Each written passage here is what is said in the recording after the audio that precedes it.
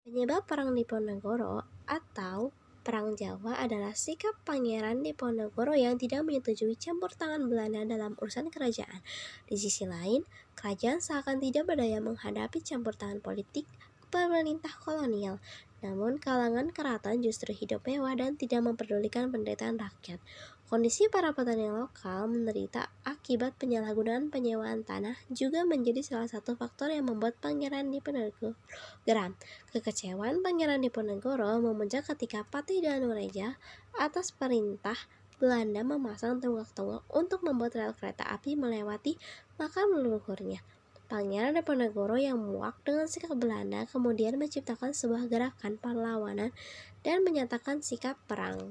Kronologi Perang Diponegoro. Perang Diponegoro berlangsung selama 5 tahun, yaitu dari tahun 1825 hingga tahun 1830. Hal ini bermula dari peristiwa pada 20 Juli 1825, di mana pihak istana mengutus dua bupati keraton senior yang memimpin pasukan Jawa Belanda untuk menangkap Pangeran Diponegoro dan Mangkubumi di Tegalrejo. Saat itu, Pangeran Diponegoro dan sebagian besar pengikutnya berhasil lolos, namun kediamannya di Tegalrejo habis dibakar. Pangeran Diponegoro bergerak ke barat hingga ke Gua Selorong di Dusun Kentolan Lor, Guosari, Pajangan, Bantul sebagai markas besarnya. Perang Diponegoro melibatkan berbagai kalangan, mulai dari kaum petani hingga golongan priai yang menyumbang uang dan barang-barang berharga lainnya sebagai dana perang. Pribumi terlibat dengan berbekal semangat sadumuk batuk sanyari bumi ditohi tekan pati, yang berarti sejari kepala sejengkal tanah dibela sampai mati. Kemudian dalam perjuangan ini Pangeran Diponegoro tidak sendiri, namun dibantu oleh Kiai Mojo yang juga menjadi pemimpin spiritual pemberontakan pada perang tersebut. Pangeran Diponegoro juga berkoordinasi dengan ISKS Pakubuwono VI serta Raden Tumanggung Prawirodigdoyo Bupati Gagatan. Hanya dalam waktu 3 minggu setelah penyerbuan Tegalrejo, pasukan Diponegoro sudah bisa melakukan penyerangan dan berhasil menduduki Keraton Yogyakarta. Dan keberhasilan ini disusul dengan kemenangan di beberapa daerah pada tahun-tahun awal berkobarnya Perang Diponegoro tersebut. Pergerakan pun meluas ke daerah Banyumas, Kedul, Pakalongan, Semarang, dan Rembang. Kemudian ke arah timur mencapai Madiun, Magetan, Kediri, dan sekitarnya. Meluasnya gerakan pahlawan yang dicetuskan Pangeran Diponegoro disebut mampu menggerakkan kekuatan di seluruh Jawa. Selama perang, Pangeran Diponegoro menerapkan strategi perang gerilya dan perang atrisi.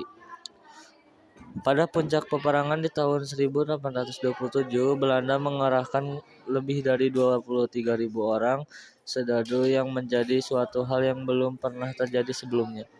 Bagi Belanda, Perang Diponegoro adalah perang terbuka dengan mengarahkan berbagai jenis pasukan, mulai dari pasukan infanteri, kavaleri, dan artileri.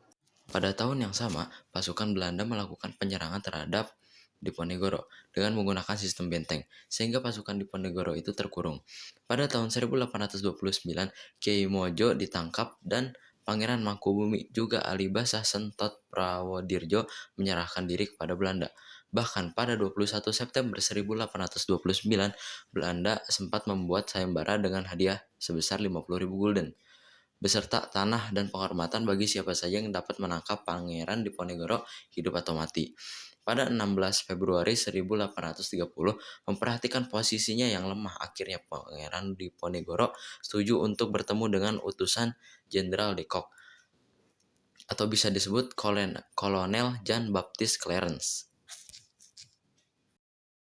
Pertemuan antara kedua belah pihak. Pada 20 Februari 1830, pertemuan antara kedua belah pihak tidak menghasilkan kesepakatan dan Pangeran Diponegoro menyatakan ingin bertemu langsung dengan Jenderal de Kock. Setelah ditangkap di Magelang, Pangeran Diponegoro sempat diasingkan di gedung Karesidenan Semarang yang berada di Ungaran, sebelum dibawa ke Batavia pada 5 April 1830 dengan menggunakan kapal Pollux. Pangeran Diponegoro tiba di Batavia pada 11 April 1830 dan ditawan di Stadhuis, gedung Museum Fathahillah. Dari Batavia, Pangeran Diponegoro kemudian dipindahkan ke Manado pada 30 April 1830 dan tiba pada 3 Mei 1830 untuk kemudian ditawan di Benteng New Amsterdam. Pada 1834, Pangeran Diponegoro dipindahkan ke Makassar dan terus diasingkan hingga wafat di Benteng Rotterdam tanggal 8 Januari 1855.